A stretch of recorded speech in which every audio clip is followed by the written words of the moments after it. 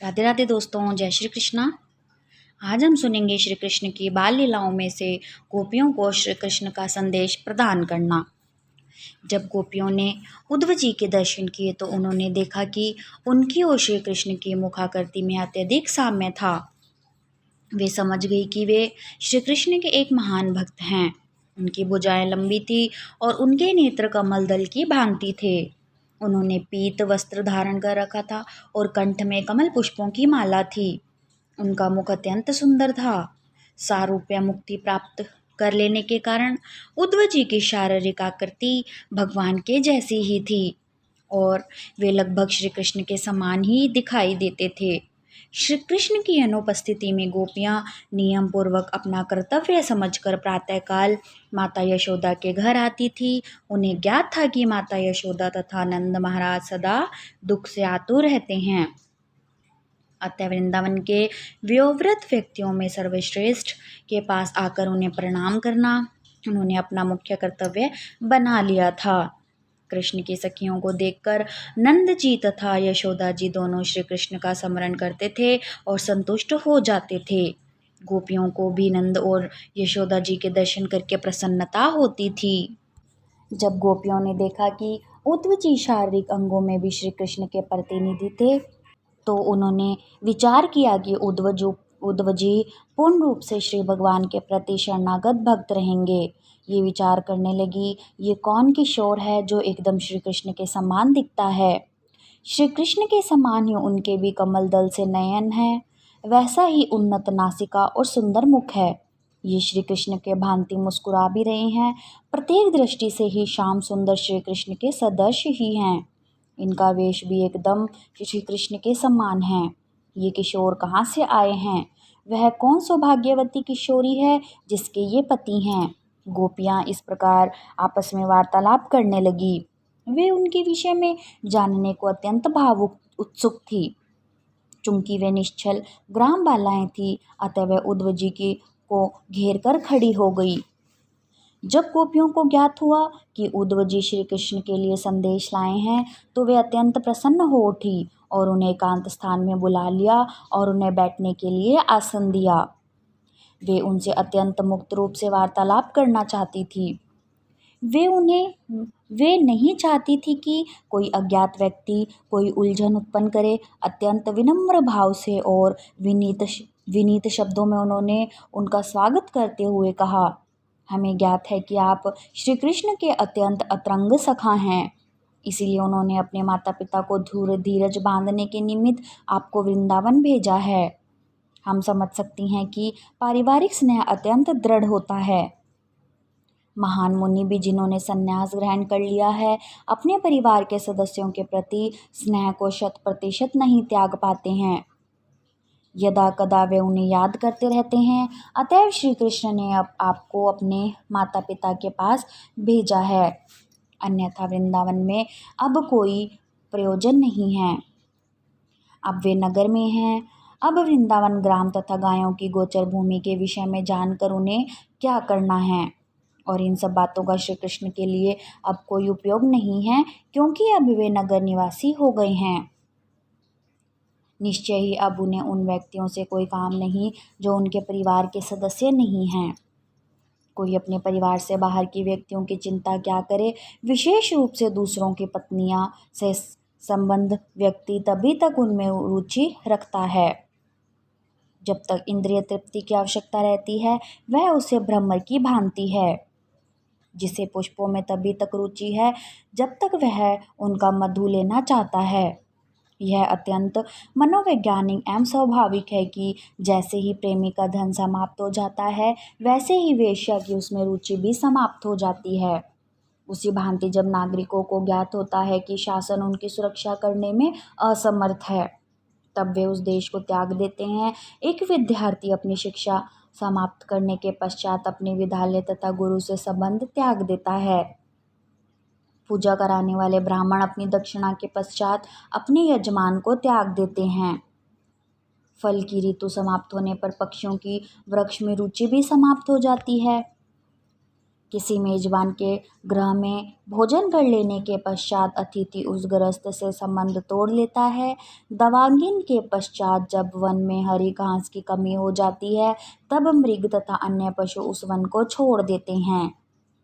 इसी प्रकार एक पुरुष भी अपनी प्रिया से सखी का भोग करने के बाद उसे संबंध त्याग देता है। इस प्रकार अपनी उपमाओं का उल्लेख करके गोपियां परोक्ष रूप से श्री कृष्ण को दोष देने लगी। उद्धव जी को ज्ञात था कि वृंदावन की गोपिकाएं केवल श्री कृष्ण और उनकी बाल लीलाओं के चिंतन में ही मगन थी। उद्धव जी से श्री कृष्ण के विषय में वार्तालाप करते हुए वे अपने घर के कामकाज को पूरी तरह भूल गई। जैसे जैसे श्री कृष्ण में उनकी रुचि बढ़ती गई उनको स्वयं का भी विस्मरण हो गया। उन गोपियों में से श्रीमती राधा रानी नामक एक गोपी श्री कृष्ण का व्यक्तिगत सानिध्य पा चुकी थी। इसी कारण वह श्री कृष्ण के चिंतन में इतनी मगन हो गई थी कि वह वहां उड़ते हुए तथा उनके पदक कमलों का स्पर्श करने का प्रयास करने वाले एक भ्रमर से संभाषण करने लगी। जब अन्य गोपियां श्री कृष्ण के दूत उद्धव जी से वार्तालाप कर रही थी तब श्रीमती राधा रानी ने भ्रमर को श्री कृष्ण का दूत समझा और उससे इस प्रकार वार्तालाप करने लगी। हे भ्रमर, तुम पुष्पों का मधुपान करने का अभ्यास है, अतः तुमने श्री कृष्ण का दूत होने में रुचि प्रकट की है, क्योंकि उनका भी वही स्वभाव है जैसा तुम्हारा है। श्री कृष्ण जब मेरी किसी प्रतिस्पर्धनी युवती के स्तन का स्पर्श कर रहे थे तब उनकी पुष्पमाला पर कुमकुम लग गया था। वही कुमकुम मैं तुम्हारी मूंछों पर लगा हुआ देख रही हूँ। तुम उस माला का स्पर्श करके अत्यंत अभिमान का अनुभव कर रहे हो और तुम्हारी मूंछें भी रक्ताभ हो गई है। तुम यहाँ मेरे लिए श्री कृष्ण का संदेश लेकर आए हो, तुम मेरे चरण स्पर्श करने को व्याकुल हो। किंतु हे भ्रमर, मैं तुम्हें चेतावनी देती हूँ कि तुम मेरा स्पर्श न करना। तुम अविश्वसनीय स्वामी के अविश्वसनीय सेवक हो। तुम्हारे अविश्वसनीय स्वामी श्री कृष्ण का कोई भी संदेश मुझे नहीं चाहिए। हो सकता है कि श्रीमती राधा रानी ने जानबूझकर श्री कृष्ण के दूत उद्धव जी की आलोचना करने के लिए भ्रमर को इस प्रकार व्यंग करते हुए संबोधित किया हो। परोक्ष रूप से श्रीमती राधा रानी ने उद्धव जी को न केवल शारीरिक आकृति में श्री कृष्ण के अनुरूप पाया, अपितु उन्होंने उन्हें श्री कृष्ण के बराबर ही समझा। इस प्रकार उन्होंने परोक्ष रूप से इंगित किया कि उद्धव जी उतने ही अविश्वसनीय हैं जितने कि स्वयं श्री कृष्ण। राधा रानी उन विशिष्ट कारणों को बताना चाहती थी जिनसे वह श्री कृष्ण तथा उनके दूत से असंतुष्ट थी। उन्होंने भ्रमर को संबोधित किया, तुम्हारे स्वामी श्री कृष्ण के गुण तुम्हारे जैसे ही हैं। तुम एक पुष्प पर बैठते हो, उसका थोड़ा मधु लेकर तुम तत्काल उड़ जाते हो और किसी दूसरे पुष्प पर बैठकर उसका रसास्वादन करते हो। तुम ठीक अपने स्वामी श्री कृष्ण की भांति हो।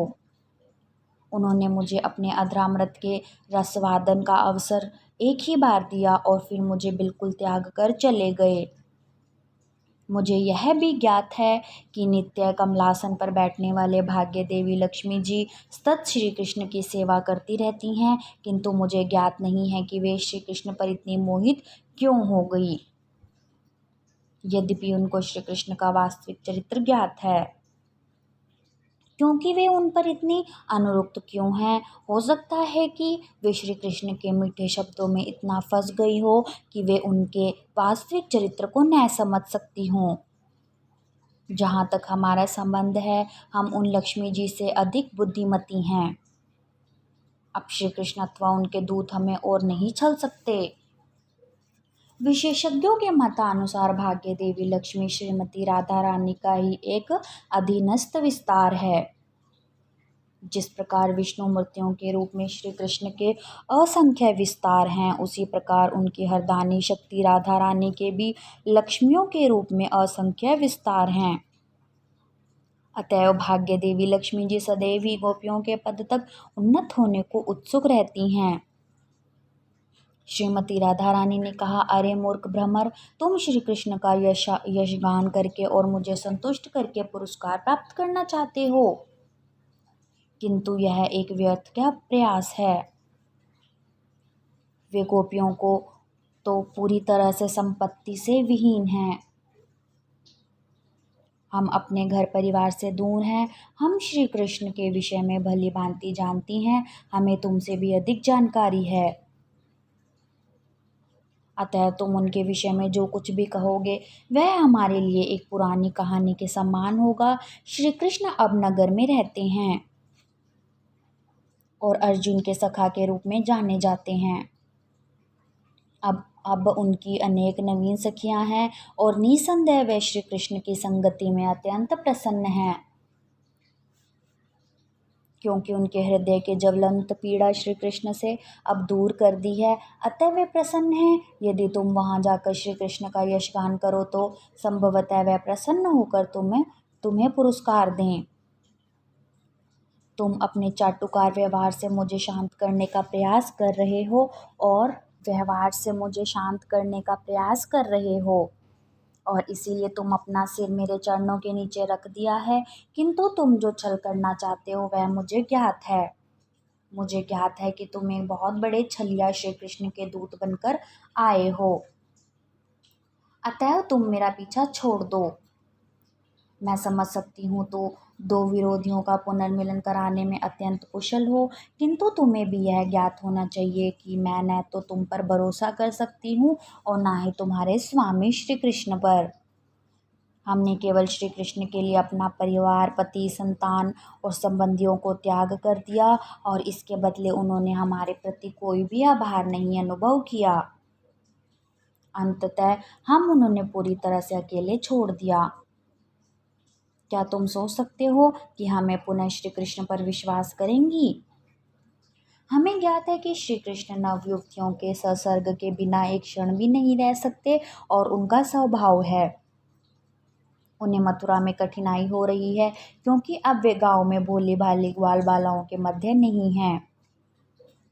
श्री कृष्ण अब कुलीन समाज में हैं और उन्हें नवयुवतियों से मित्रता करने में कठिनाई हो रही होगी। संभवतः तुम यहाँ उनके पक्ष में तर्क करने आए हो, अतः हम वहाँ ले जाने के लिए आए हो। किंतु श्री कृष्ण यह अपेक्षा क्यों करते हो कि हम वहाँ जाएंगी? श्री कृष्ण तो न केवल मथुरा वृंदावन अपितु पूरे ब्रह्मांड में सभी युवतियों को फिसलाने की योग्यता रखते हैं। उनकी अद्भुत तथा मोहिनी मुस्कान इतनी मनोहारी है कि उनके भ्रू भंगिमा इतनी सुंदर है कि वह स्वर्गलोक, भूलोक अथवा पाताललोक से किसी भी स्त्री को बुला सकते हैं। भाग्य की सभी देवियों के प्रमुख महालक्ष्मी भी उनकी सेवा करने को ललायित रहती हैं। ब्रह्मांड की इन सभी युवतियों के समक्ष हम क्या हैं? हम तो अत्यंत तुच्छ हैं। श्री कृष्ण स्वयं को अत्यंत उदार कहते हैं और महान संतगण उनकी स्तुति करते हैं, चूंकि हम अत्यंत दीन और श्री कृष्ण द्वारा उपेक्षित हैं। अतः यदि वे हम पर थोड़ी दया दिखाएंगे तो उनके गुणों का वास्तविक उपयोग हो सकता है। ये दीन दूत तुम एक अल्प बुद्धि सेवक मात्र हो। तुम्हें श्री कृष्ण के विषय में अधिक ज्ञात नहीं है। तुम्हें ज्ञात नहीं है कि वे कितने अकृतज्ञ और कठोर हैं। ऐसा वह न केवल इस जीवन में अपितु पूर्व जन्मों में भी रहे हैं। हमने अपनी दादी पूर्णमासी को से सुना है। उन्होंने हमें बताया है कि पिछले जन्म में श्री कृष्ण एक क्षत्रिय परिवार में प्रकट हुए थे और श्री रामचंद्र के नाम से विख्यात थे। उस जन्म में अपने एक मित्र के शत्रु बाली का एक क्षत्रिय की भांति वध करने के स्थान पर उन्होंने एक व्याध्य की भांति उनका वध किया।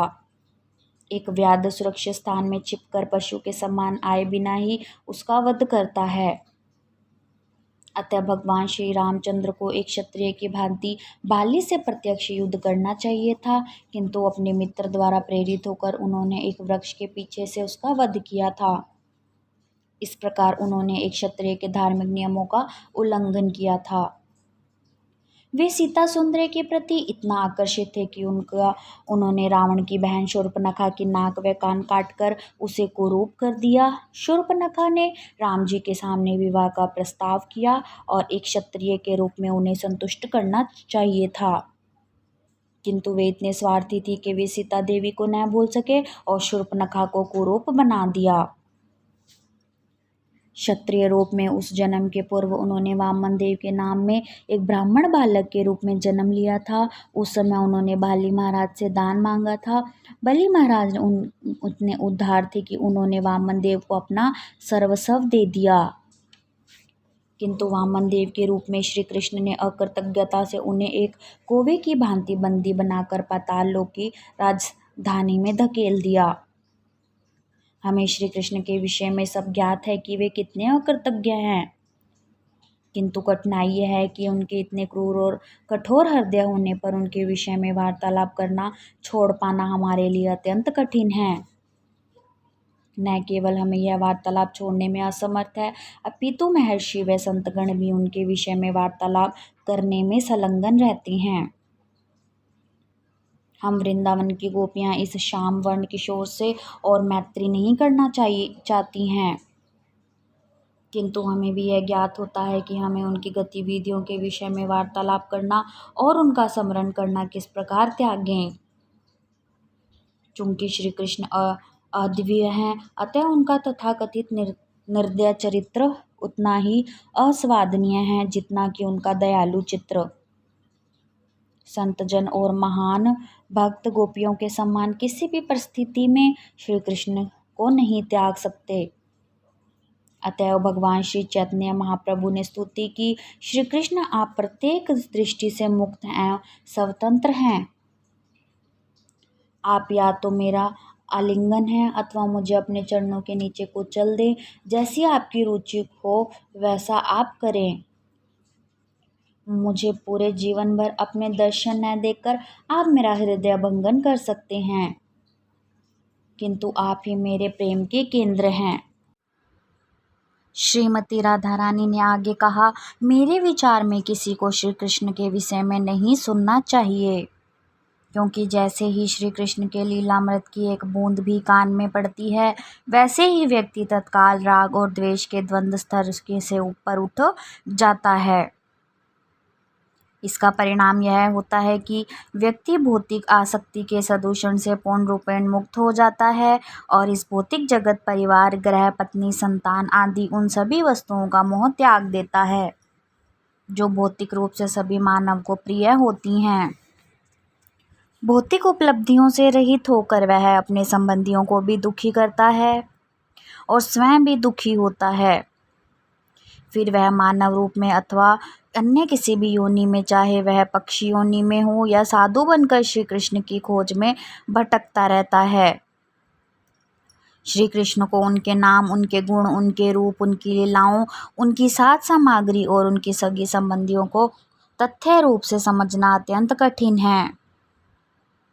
श्रीमती राधा रानी ने श्री कृष्ण के श्याम वर्ण दूत से आगे कहा, कृपया अब श्री कृष्ण के विषय में और बातें न करो, किसी और विषय में बातें करना श्रेष्ठ होगा। हम तो व्याध के मधुर संगीत की गूंज से मुग्ध चित्त कबरी जंगली हिरनी की भांति पहले से ही शापित हैं। उसी की भांति हम श्री कृष्ण के मधुर वचनों से मोहित हो गई हैं और बारंबार हम उनके चरणों के नखों की प्रभा का चिंतन कर रही हैं और उनके संग के लिए और अधिक ललायित होती जा रही हैं। अतएव मेरी तुमसे ही विनती है कि श्री कृष्ण के विषय में और चर्चा न करो। ब्रह्मरूप से श्रीमती राधा रानी की यह वार्ता उनके द्वारा श्री कृष्ण को कई प्रकार से दोष देना, साथ ही साथ उनके विषय में चर्चा का त्याग करने में उनकी असमर्थता और महाभाव के लक्षण हैं। महाभाव श्रेष्ठतम दिव्य भाव का नाम है। इस महाभाव का प्राकट्य केवल राधा रानी और उनकी सखियों में ही संभव है। श्रील रूप गोस्वामी और विश्वनाथ चक्रवर्ती ठाकुर जैसे महान आचार्यों ने राधा रानी के इस महाभाव उद्धार का विश्लेषण किया है। उन्होंने विभिन्न भावों को उदीर्णा अर्थात विनम्र और जल प्रति जल्प अथवा प्रलाप को कई रूपों में वर्णन किया है। राधा रानी में हम उज्ज्वल रस दिखाई देता है, जिसका अर्थ है सर्वाधिक प्रदीप्त रत्न अथवा भगवत प्रेम। जब राधा रानी भ्रमर से वार्तालाप कर रही थी और वह इधर उधर उड़ रहा था तो अचानक वह उनकी दृष्टि से लुप्त हो गया। श्री कृष्ण के वियोग में वे अत्यंत शोकाकुल थी और भ्रमर से वार्तालाप करके आनंद अनुभव कर रही थी। यह सोचकर कि वे श्री कृष्ण के विरुद्ध जो बातें कर रही थी उन्हें श्री कृष्ण को बताने के लिए भ्रमरदूत संभवतः उनके पास लौट गया होगा, राधा रानी विक्षिप्त सी हो गई। उन्होंने सोचा ये बातें सुनकर श्री कृष्ण बहुत दुखी होंगे। इस प्रकार वे एक अन्य प्रकार के भाव में मगन हो गई। इसी बीच वह भ्रमर इधर उधर उड़कर पुनः उनके समक्ष प्रकट हो गया। वे विचार करने लगी, श्री कृष्ण अभी भी मुझ पर कृपालु हैं। दूत द्वारा फूट डालने वाला संदेश लाने पर वे इतने दयालु हैं कि उन्होंने मुझे अपने पास बुला लाने के लिए भ्रमर को फिर से भेजा है। इस प्रकार श्रीमती राधा रानी अत्यंत सावधान थी कि वे श्री कृष्ण के विरुद्ध कुछ ना कहें। उन्होंने कहा, प्रिय सखा, मैं तुम्हारा स्वागत करती हूँ। श्री कृष्ण इतने दयालु हैं कि वे उन्हें तुम्हें पुनः भेजा है। श्री कृष्ण इतने दयालु और मेरे प्रति स्नेही हैं कि उनके विरुद्ध मेरा संदेश ले जाने पर सौभाग्यवश उन्होंने तुम्हें फिर भेज दिया है। प्रिय सखा, तुम्हारी जो इच्छा हो तुम मुझसे मांग सकते हो। तुम मुझ पर इतने दयालु हो, अतः मैं तुम्हें कुछ भी दे दूंगी। श्री कृष्ण यहाँ आने में असमर्थ हैं, अतः तुम मुझे उनके समीप ले जाने के लिए आए हो। वे मथुरा में नवीन सखियों से घिरे हुए हैं, किंतु तुम तो एक छोटे प्राणी हो, तुम मुझे कैसे ले जा सकते हो। जब श्री कृष्ण लक्ष्मी जी को हृदय से लगाए हुए उनके साथ शयन कर रहे होंगे, तब तुम उनकी मेरी भेंट कराने में मेरी सहायता किस प्रकार कर सकोगे। यह चर्चा छोड़ो, चलो मेरे वहाँ जाने अथवा तुम्हारे यहाँ भेजने के विषय में ये सब बातें भूल जाएं।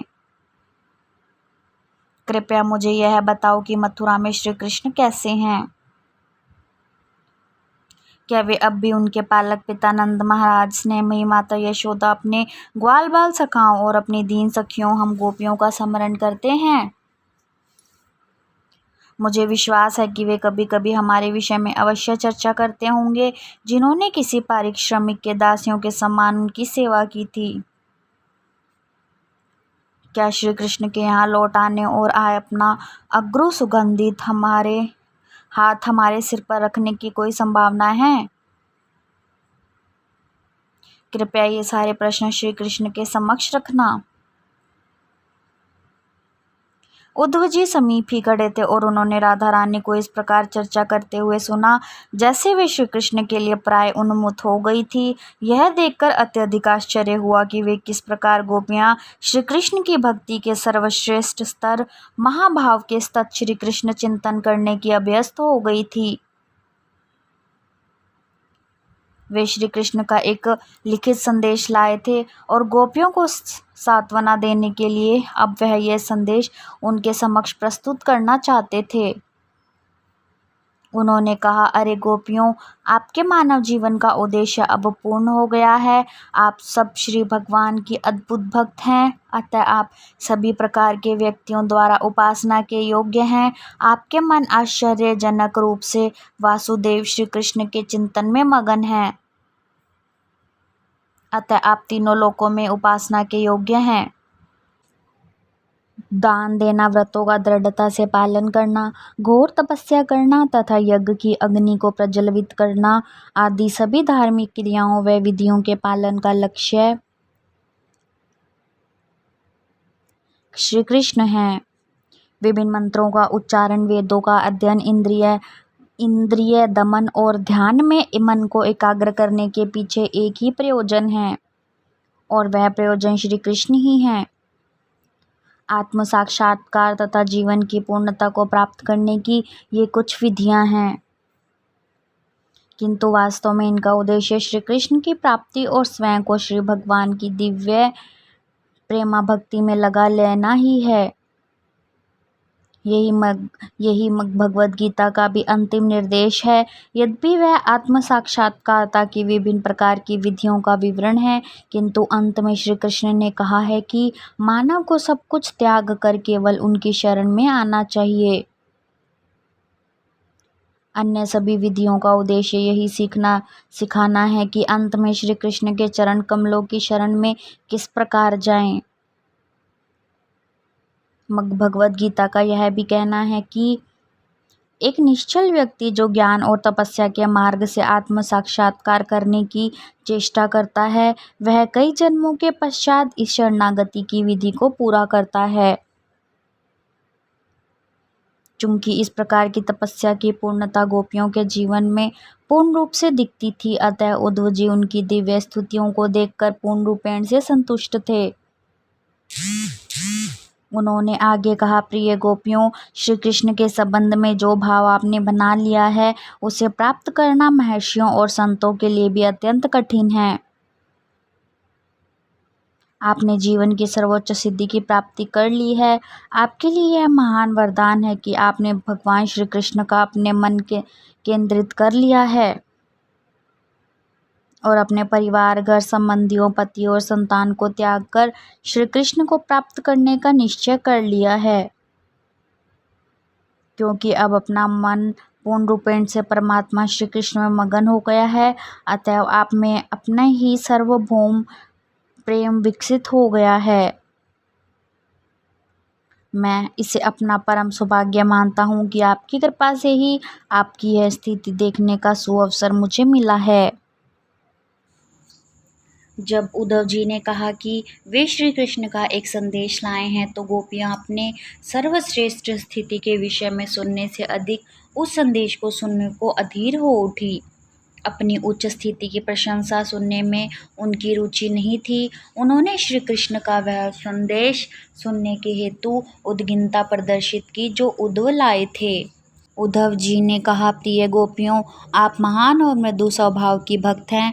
आप तक यह संदेश भेजने के लिए मुझे विशेष रूप से नियुक्त किया गया है।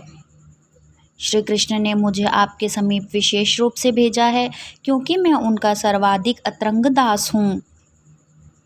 श्री कृष्ण का जो लिखित संदेश उद्धव जी लाए थे, उसे उन्होंने गोपियों को नहीं दिया, अपितु स्वयं ही उनके समक्ष पढ़कर सुनाया। वह संदेश अत्यंत गंभीरता से लिखा हुआ था, जिससे कि न केवल गोपियाँ अपितु समस्त प्रयोगवादी दार्शनिक भी समझ सकें कि शुद्ध भगवत प्रेम किस प्रकार भगवान की विभिन्न शक्तियों से स्वाभाविक रूप से जुड़ा हुआ है। वैदिक ज्ञान से यहाँ से यह ज्ञात होता है कि भगवान अनेक शक्तियों से युक्त है। गोपियाँ श्री कृष्ण की इतनी अतरंग सखियाँ थीं कि उन्हें संदेश लिखते समय वे अत्यंत द्रवित हो गए थे और स्पष्ट रूप से नहीं लिख पाए। बृहस्पति के विषय उद्धव जी की बुद्धि अत्यंत तीव्र थी, अतएव लिखित संदेश गोपियों को देने के स्थान पर उन्होंने उचित समझा कि वे स्वयं ही उसे पढ़कर उन्हें सुना दें और उसकी व्याख्या भी कर दें। उद्धव जी ने आगे कहा, श्री भगवान के शब्द हैं, प्रिय गोपियों, मेरी प्रिय सखियों, कृपया यह समझ लो कि किसी भी काल, स्थान अथवा स्थिति में हम लोगों के मध्य वियोग असंभव है, क्योंकि मैं सर्वव्यापी हूँ। श्री कृष्ण की इस सर्वव्यापकता को भगवद गीता के 7वें और 9वें अध्याय में स्पष्ट किया गया है। 9वें अध्याय में श्री कृष्ण अपने निर्विशेष पक्ष में सर्वव्यापी बताए गए हैं।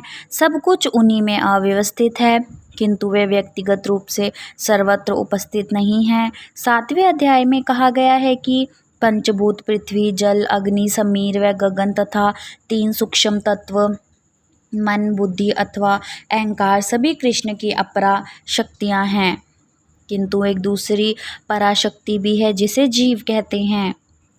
जीव भी प्रत्यक्ष रूप से श्री कृष्ण के विभिन्न अंश है। अतएव श्री कृष्ण प्रत्येक वस्तु के भौतिक एवं आध्यात्मिक दोनों कारण हैं। वे कारण और कार्य रूप में प्रत्येक वस्तु से मिले हुए हैं। न केवल गोपियाँ अपितु सभी जीव सभी परिस्थितियों में अपृथक रूप से श्री कृष्ण से संबंधित हैं, किंतु गोपियाँ श्री कृष्ण से पूर्ण रूपेण सहयोग भावना से युक्त संबंध रखती हैं, जबकि माया से प्रभावित अन्य जीव श्री कृष्ण का विस्मरण कर देते हैं और स्वयं को श्री कृष्ण से असंबद्ध और पृथक मानते हैं। वे सोचते हैं कि श्री कृष्ण से उनका कोई संबंध नहीं और वे स्वाधीन हैं। अतएव कृष्ण प्रेम एवं कृष्ण भावनामृत वस्तुओं को यथारूप समझने के वास्तविक ज्ञान की सिद्धा अवस्था है। हमारा मन कभी भी रिक्त नहीं रह सकता। मन सतत रूप से किसी न किसी विचार से पूर्ण रहता है और इस विचार का विषय श्री कृष्ण की शक्ति के 8 तत्वों की परिधि से बाहर नहीं हो सकता है। जो व्यक्ति विचारों के इस दार्शनिक पक्ष को जान लेता है वह वास्तव में बुद्धिमान है और वह श्री कृष्ण की शरण में चला जाता है। गोपियाँ ज्ञान की इस सिद्धावस्था का एक आदर्श सारांश है। वे केवल अनुमान कर्त्री नहीं हैं, उनके मन सदैव श्री कृष्ण में लगे रहते हैं। मन श्री कृष्ण की शक्ति के अतिरिक्त और कुछ नहीं है। वास्तव में अनुभव तथा इच्छा कर सकने वाला कोई भी प्राणी श्री कृष्ण से अलग नहीं किया जा सकता, किंतु जिस स्तर पर वह श्री कृष्ण के साथ अपने सनातन संबंध को समझ सकता है उस स्तर को कृष्ण भावनामृत कहा जाता है। ऐसी रोगग्रस्त अवस्था जिसमें वह श्री कृष्ण से अपने सनातन समझ को नहीं समझ सकता एक दूषित अवस्था अथवा माया है। चूंकि गोपियाँ शुद्ध दिव्य ज्ञान के स्तर पर अव्यवस्थित है, अतः उनके मन सदैव कृष्ण भावनामृत से पूर्ण होते हैं। उदाहरणतः जिस प्रकार अग्नि तथा वायु में कोई पृथकता नहीं है, उसी भांति श्री कृष्ण और जीव भी पृथक नहीं हैं। जब जीव श्री कृष्ण को भूल जाता है तब वह अपनी सामान्य दशा में नहीं होता। जहाँ तक कि गोपियों का संबंध है, सदैव श्री कृष्ण का चिंतन करने के कारण वे ज्ञान की पूर्णता के सर्वोच्च स्तर पर स्थित है। तथाकथित प्रयोगवादी ज्ञान दार्शनिक कभी कभी सोचते हैं कि भक्ति मार्ग अल्प बुद्धि के व्यक्तियों के लिए है, किंतु जब तक तथाकथित ज्ञान मार्गी भक्ति का अवलंबन नहीं लेते, उनका ज्ञान निश्चित रूप से अशुद्ध और अपूर्ण है। वस्तुतः श्री कृष्ण से अपने सनातन संबंध को भूल जाने की स्थिति वियोग है, किंतु वह भी परमात्मक है कि क्योंकि वास्तव में कोई वियोग नहीं। गोपियाँ कभी भी श्री कृष्ण से विलग नहीं हुई थी। दार्शनिक दृष्टिकोण से कोई भी वियोग नहीं था। उद्धव श्री कृष्ण का संदेश पढ़ते रहे, जगत श्री कृष्ण से विलग नहीं है, मुझसे अलग कुछ भी नहीं है, संपूर्ण सृष्टि मुझ पर आश्रित है और मुझसे अलग नहीं है। सृष्टि के पूर्व भी मैं था। इस बात की पुष्टि वैदिक साहित्य में भी की गई है। सृष्टि में केवल श्री नारायण थे, न तो ब्रह्मा थे और न ही शिव। संपूर्ण सृष्टि का संचालन प्रकृति के 3 गुणों के द्वारा होता है। कहा जाता है कि ब्रह्मा ने जो रजोगुण के अवतार हैं इस ब्रह्मांड की रचना की, किंतु ब्रह्मा गुण रचयिता हैं, मूल रचयिता तो श्री नारायण हैं। इसकी पुष्टि शंकराचार्य ने भी की है। नारायण इस सृष्टि से परे हैं, दिव्य हैं। इस प्रकार इस सृष्टि के भीतर कुछ भी कृष्ण से पृथक नहीं है। श्री कृष्ण विभिन्न अवतारों में अपना विस्तार करके समस्त सृष्टि की रचना करते हैं, उसका पालन करते हैं और संहार करते हैं।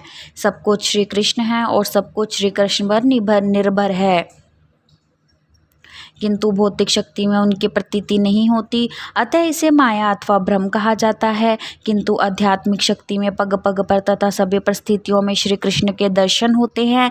ज्ञान की इस पूर्णता की स्थिति प्रतिनिधित्व गोपियाँ करती हैं।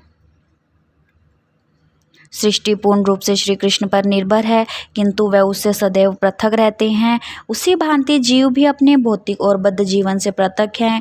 यद्यपि आध्यात्मिक अस्तित्व के आधार पर भौतिक शरीर का विकास हुआ है।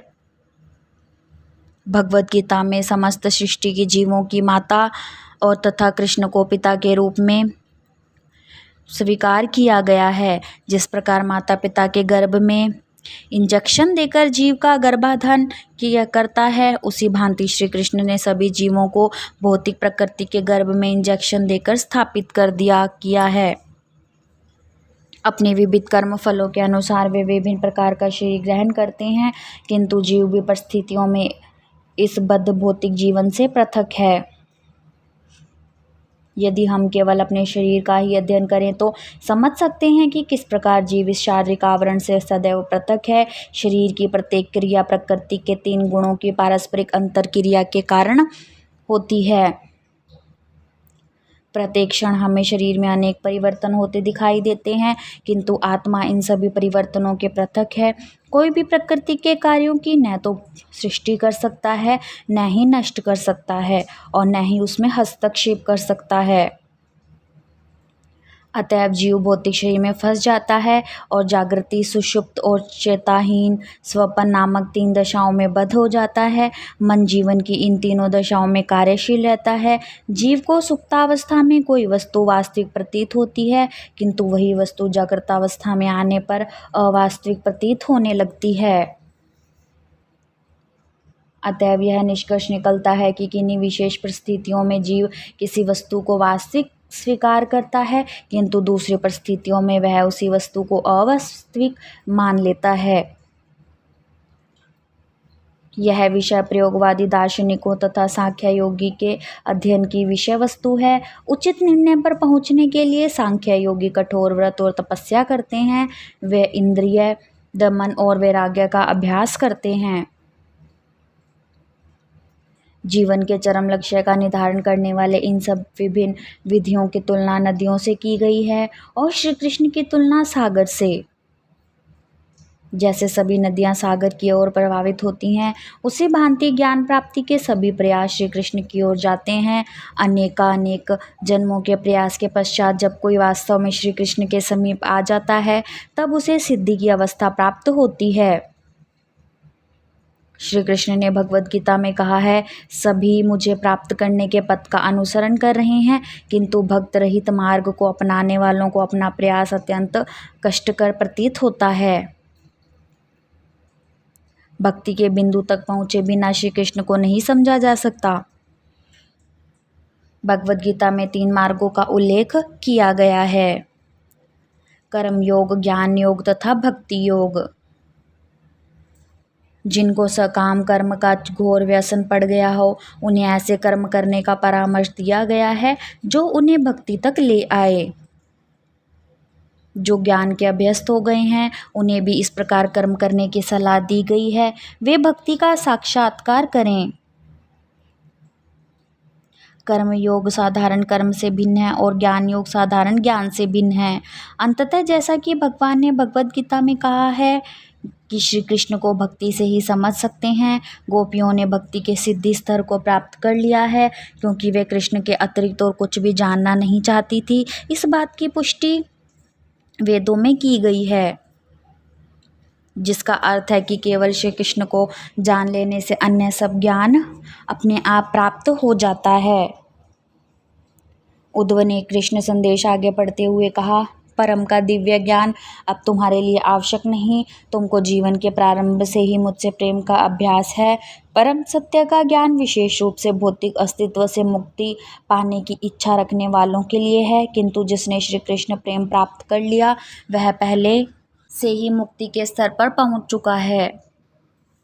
जैसा कि भगवद गीता में कहा गया है कि विशुद्ध भक्ति में संलग्न किसी भी व्यक्ति को मुक्ति के दिव्य स्तर पर स्थित समझना चाहिए। वास्तव में गोपियों को भौतिक अस्तित्व की वेदना का अनुभव हो रहा था, अपितु उन्हें श्री कृष्ण के वियोग का अनुभव हो रहा था।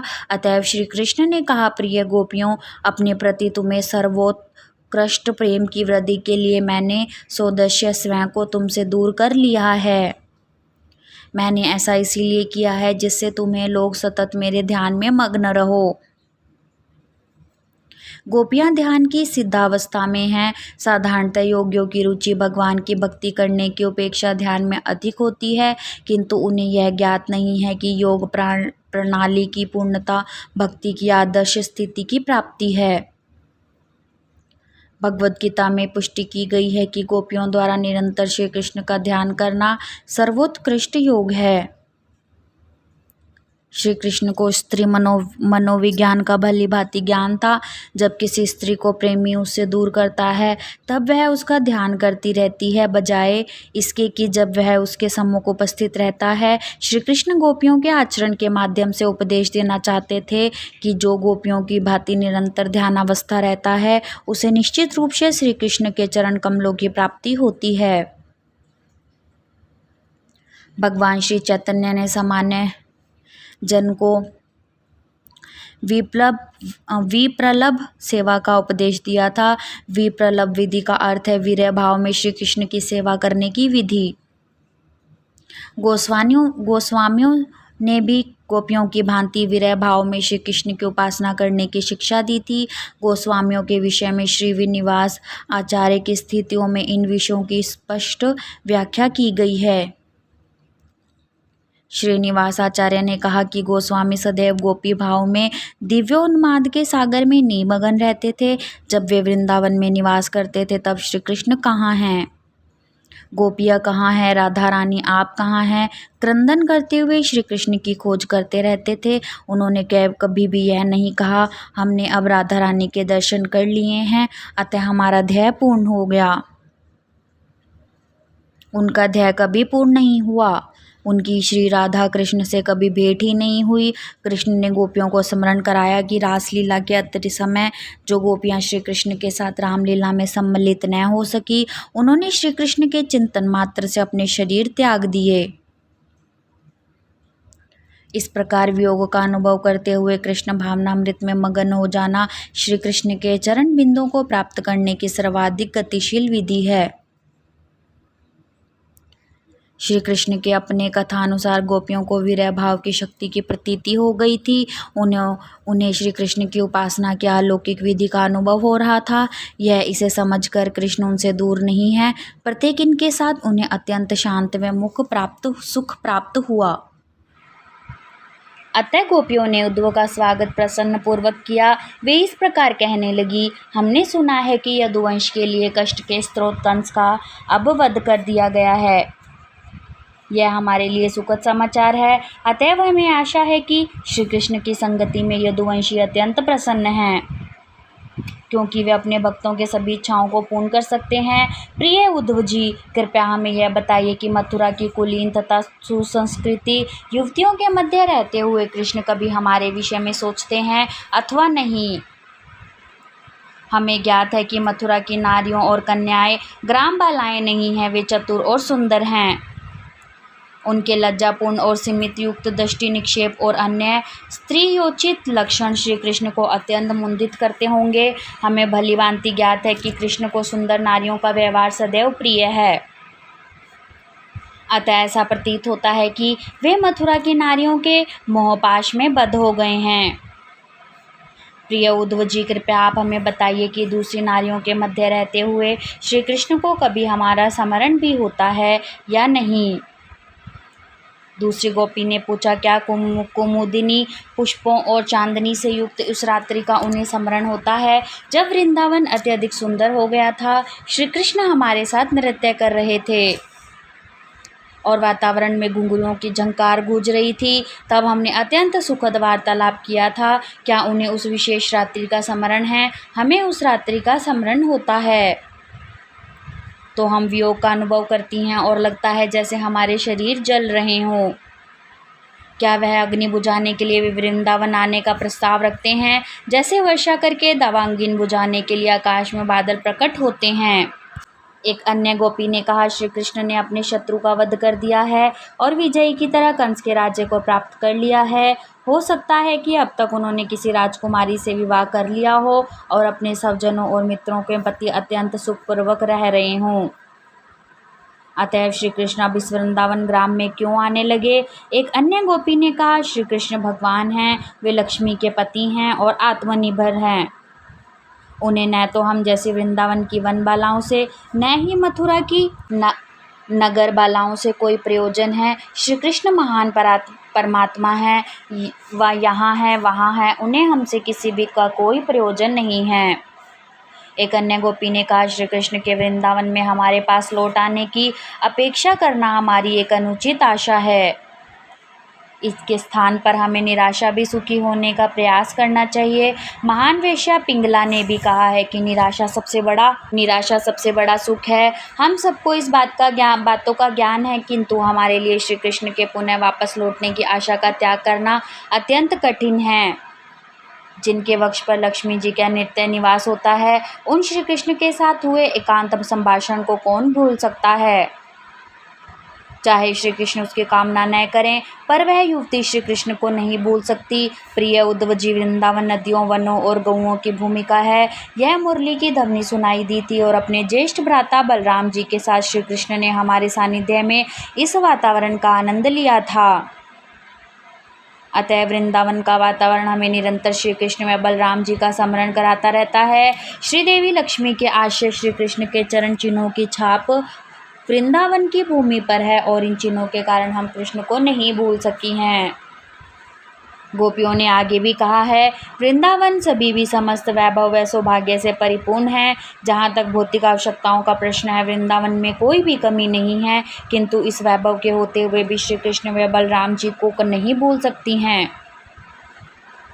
श्री कृष्ण की चाल, उनकी मुस्कान और उनके विनोदी शब्द आदि उन सुंदर श्री कृष्ण के विभिन्न आकर्षक लक्षणों का निरंतर स्मरण करती रहती हैं। श्री कृष्ण के व्यवहार ने हमें पूरी तरह से हर लिया है और उन्हें विस्मृत करने के लिए असंभव है।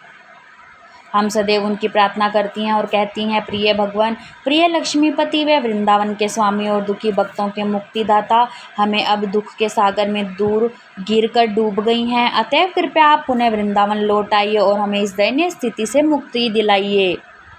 उद्धव जी ने श्री कृष्ण के विरह में गोपियों की दिव्य असामान्य दशा का सूक्ष्मता से अध्ययन किया और उन्होंने के साथ श्री कृष्ण की सभी लीलाओं का बारंबार गान करना ही श्रेयस्कर समझा। भौतिकतावादी व्यक्ति व भौतिक दुखों की ज्वाला में सदैव दग्ध रहते हैं। गोपियाँ भी श्री कृष्ण के विरह के कारण एक दिव्य ज्वाला में जल रही थी, किंतु गोपियों को व्याकुल करने वाली ज्वाला भौतिक जगत की अग्नि से भिन्न है। गोपियाँ श्री कृष्ण के संग की सतत कामना करती थी, जबकि भौतिकतावादी व्यक्ति भौतिक सुखों के लाभ की इच्छा करते हैं। विश्वनाथ चक्रवर्ती ठाकुर ने कहा है कि जब ग्वाल बालों ने आंख बंद कर रखी थी, तब श्री कृष्ण ने प्रज्वलित दावानल से पल भर में उनकी रक्षा की थी। उद्धव जी ने गोपियों को परामर्श दिया है कि उसके भांति यदि वे नेत्र बंद करके श्री कृष्ण के उनके साथ शुरू से की गई लीलाओं का ध्यान करें तो वीरांगन से उनकी रक्षा हो सकेगी। उद्धवकृत वर्णनों को सुनकर गोपियां बाह्य रूप से श्री कृष्ण की सभी लीलाओं की कल्पना कर सकती थी और अंतःकरण से वे उन लीलाओं का स्मरण कर सकती थी। उद्धव के निर्देशों से गोपियों को समझ में आ गया कि श्री कृष्ण उनसे वियुक्त नहीं हैं। जिस प्रकार वे श्री कृष्ण का सतत चिंतन कर रही थी, वैसे ही मथुरा में रहते हुए श्री कृष्ण भी निरंतर उनके विषय में चिंतन कर रहे थे। उद्धव जी के निर्देशों और संदेशों ने गोपियों की तत्काल मृत्यु से बचा लिया और गोपियों ने उद्धव जी के अनुग्रह को स्वीकार किया। उद्धव जी ने गोपियों के उपदेशक गुरु के समान कार्य किया और उनके बदले गोपियों ने उनके वैसे ही उपासना की जैसे वे श्री कृष्ण की उपासना करती। प्रमाणिक धर्म ग्रंथों में कहा गया है कि श्री भगवान के अत्यंत अतरंग सेवक होते हैं, अतएव उनकी उपासना श्री भगवान के स्तर पर की जानी चाहिए। आचार्य इस बात को स्वीकार करते हैं कि गुरु श्री कृष्ण का बाह्य विस्तार है। यह ज्ञान होते ही श्री कृष्ण उनके साथ हैं। गोपियों को दिव्य दाह की स्थिति से मुक्ति मिल गई। आंतरिक रूप से वे श्री कृष्ण के संग का अपने अंतःकरण में चिंतन करती थी और बाह्य रूप से उद्धव जी ने उन्हें निर्णायक निर्देश देकर श्री कृष्ण को समझने में उनकी सहायता की। शास्त्रों में श्री भगवान को अदोक्षज कहा गया है, जिसका अर्थ है कि वे इंद्रियातीत हैं। उन्हें भौतिक इंद्रियों की सहायता से देखना असंभव है। यद्यपि वे इंद्रियातीत हैं, फिर भी वे सबके हृदय में उपस्थित हैं। साथ ही साथ वह ब्रह्मा के सर्वव्यापी पक्ष के द्वारा सर्वत्र उपस्थित हैं। परम सत्य के 3 पक्ष हैं, श्री भगवान, अंतर्यामी परमात्मा और सर्वव्यापक ब्रह्मा। श्रीमद् भागवत में गोपियों की उद्धव जी से भेंट करते समय जिस दशा का वर्णन किया है, उसका अध्ययन करने मात्र से परम सत्य के उपयुक्त तीनों पक्षों को समझा जा सकता है। श्रीनिवासाचार्य ने कहा कि षड गोस्वामी सदैव गोपियों के कार्यकलापों में चिंतन में मगन रहते थे। श्री चैतन्य महाप्रभु ने भी गोपियों द्वारा श्री भगवान की उपासना की विधि का सर्वश्रेष्ठ विधि के रूप में अनुमोदन किया है। श्रील शुक्रदेव गोस्वामी ने भी कहा है कि गोपियों के श्री कृष्ण से व्यवहार के विषय में उचित स्रोत से सुनने वाला व्यक्ति भक्ति की सर्वोच्च स्थिति को प्राप्त करता है। गोपियाँ श्री कृष्ण के प्रति इतनी आकर्षित थी कि जब वे उनकी मुरली का स्वर सुनती थी तो तत्काल ही अपना परिवार, संतान, सम्मान और स्त्री सुलभ लज्जा को त्याग कर उधर दौड़ जाती थी जहाँ श्री कृष्ण खड़े रहते थे। उन्हें इनका भी ध्यान नहीं रहता था कि वे पथ पर जा रही हैं अथवा वन में अदृश्य रूप से वृंदावन की छोटी घास या वनस्पतियों को उनके चरण रज प्राप्त हो जाती। उद्धव जी को साहस नहीं होता था कि वे गोपियों के चरण रज को इस जीवन में सिर पर लगाएं। तब उन्होंने अगले जन्म में वृंदावन में घास अथवा वनस्पति बनने की कामना की। तब उन्हें गोपियों की चरण धूलि लेने का अवसर मिल सकेगा। उद्धव जी गोपियों के असामान्य सौभाग्य की सराहना करते थे, जिन्होंने श्री कृष्ण के पद कमलों को उनके उन्नत और सुंदर सतनों पर स्थापित करके स्वयं को भी सभी प्रकार के भौतिक दूषणों और चिंताओं से मुक्त कर लिया था। श्री कृष्ण के चरण कमलों की उपासना न केवल लक्ष्मी जी करती हैं, अपितु ब्रह्मा, शिव आदि उच्च कोटि के देवता भी उनकी वंदना करते हैं और जिनके पदार बिंदों का उन महान योगी भी अंतकरण में ध्यान करते हैं। इस प्रकार उद्धव जी ने प्रार्थना की कि वे उन गोपियों के चरण कमलों की धूलि से निरंतर सम्मानित हो सकें, जिनके द्वारा श्री कृष्ण की दिव्य लीलाओं का गान तीनों लोकों में प्रसिद्ध हो चुका है। वृंदावन में कुछ दिन रहने के उपरांत उद्धव जी ने वृंदावन के पास लौटने की इच्छा व्यक्त की और नंद महाराज तथा यशोदा जी के जाने से अनुमति मांगी। गोपियों से विदा लेने के बाद उन्होंने उनकी भेंट की और उनसे अनुमति लेने के पश्चात मथुरा जाने के लिए वे उनके रथ पर सवार हो गए।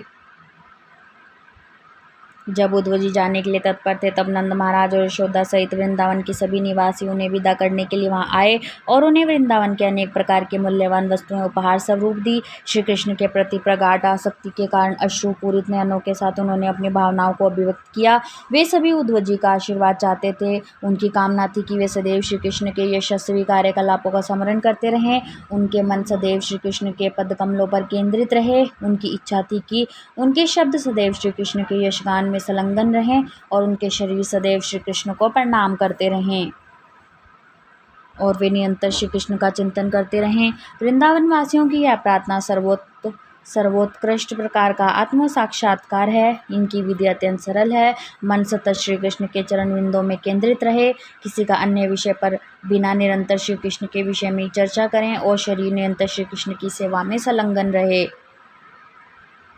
विशेष रूप से इस मानव जीवन के व्यक्ति को अपना जीवन, साधन, वचन और बुद्धि सभी को भगवान की सेवा में लगा देना चाहिए। इस प्रकार के कार्य मानव को सिद्धि के सर्वोच्च स्तर पर ले जा सकते हैं। सभी अधिकारियों का यही निर्णय है। वृंदावन के निवासियों ने कहा, भगवान इच्छा तथा अपने कर्मफल के अनुसार हमें जहाँ कभी भी जन्म ले से कोई अंतर नहीं पड़ता, किंतु हमारी एकमात्र प्रार्थना है कि हमें केवल कृष्ण भावनामृत में संलग्न रहें। भगवान श्री कृष्ण के शुद्ध भक्त कभी भी स्वर्ग या बैकुंठ अथवा गोलोक वृंदावन गमन की कामना नहीं करते हैं, क्योंकि अपनी व्यक्तिगत संतुष्टि के हेतु उनको कोई इच्छा नहीं होती। शुद्ध भक्त स्वर्ग और नरक को एक समान समझता है। श्री कृष्ण के बिना स्वर्ग भी नरक के सदृश है, श्री कृष्ण के साथ नरक भी स्वर्ग है। जब उद्धव जी वृंदावन के शुद्ध भक्तों द्वारा समुचित आदर कर लिया गया तब वे अपने स्वामी श्री कृष्ण के पास वृंदावन लौट आए। भगवान श्री कृष्ण और बलराम जी के सम्मुख सादर प्रणाम करके वे वृंदावन के वासियों के अद्भुत भक्तिमय जीवन का वर्णन करने लगे। तब वृंदावन के वासियों ने उन्हें जो भी उपहार दिए थे वे सब उद्धव जी ने श्री कृष्ण के पिता वसुदेव जी तथा श्री कृष्ण के नाना उग्रसेन जी को अर्पित कर दिए। और इसी के साथ हमारी ये कथा पूर्ण हुई। और आप लोगों को हमारी ये कथा कैसी लगी आप लोग हमें कमेंट करके ज़रूर बताएं। और आगे ये कथा सुनने के लिए हमारे चैनल को लाइक करें, सब्सक्राइब करें और ज़्यादा से ज़्यादा शेयर करें।